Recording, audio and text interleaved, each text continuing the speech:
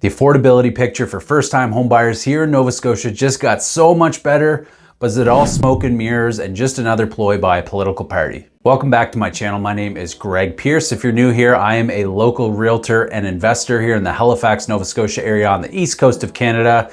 And today we're going to be discussing a new initiative pre-election by the PC party here in Nova Scotia. And they're talking about implementing a 2% down payment, down from 5%, for first-time homebuyers on homes under $500,000. Now, politicians seem to do their best work pre-election or leading up to an election to try to win over votes. And this is just another one of those tactics in my opinion, but we're going to be breaking down the why and how important something like this is and whether or not it really should be utilized for first-time homebuyers.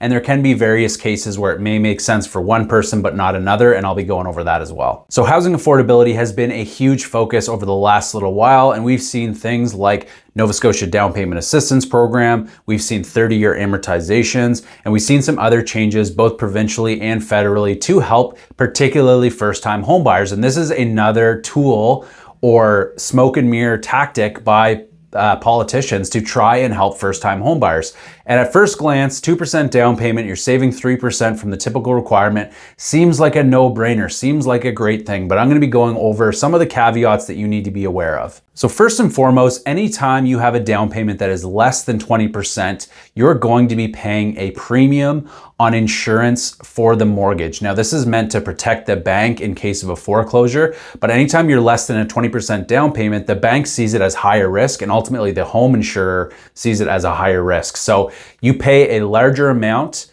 the smaller your down payment is. So for a 5% down payment right now, you pay an additional 4% of the value of your home included into your mortgage. So if you do 5% down, your actual end result for your mortgage is going to be 99% of the value because you're doing 5% down, so that brings it down to 95%, but then there's an additional 4% property mortgage insurance that gets put on top of your down payment. So really, when you're buying a home, you only have 1% equity because of that home insurance required for high risk loans. So then if we look at a 2% down payment, I'm going to assume that the mortgage insurance is going to be even higher than the additional 4%, but regardless, you're going to own more on your principal amount of your mortgage than you purchased the home for, right? So even if you bought a home for $500,000, the mortgage amount is likely going to be somewhere around $510,000, $515,000. So these are things to consider, that this is not necessarily a good situation for first-time homebuyers.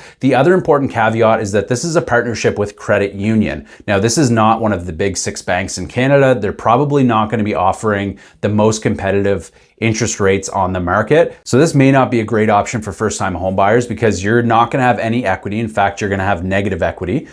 You also are likely going to have a higher interest rate, and your interest payments over the term of these mortgages is going to be more than a typical 5% down payment. So I have a lot of issues with this program. I truly think it's a political tactic, and I don't think it's a good solution for first-time homebuyers. You need to be smart with it. The one case may be where it takes you into affordability, where you can actually buy a home versus not being able to buy a home at all. That's a bit of a difference, and it will help some people, but still it's not great because it's just gonna put more people in debt in the long run. Let me know your thoughts. Thanks for tuning in. As always, I'll see you on the next one.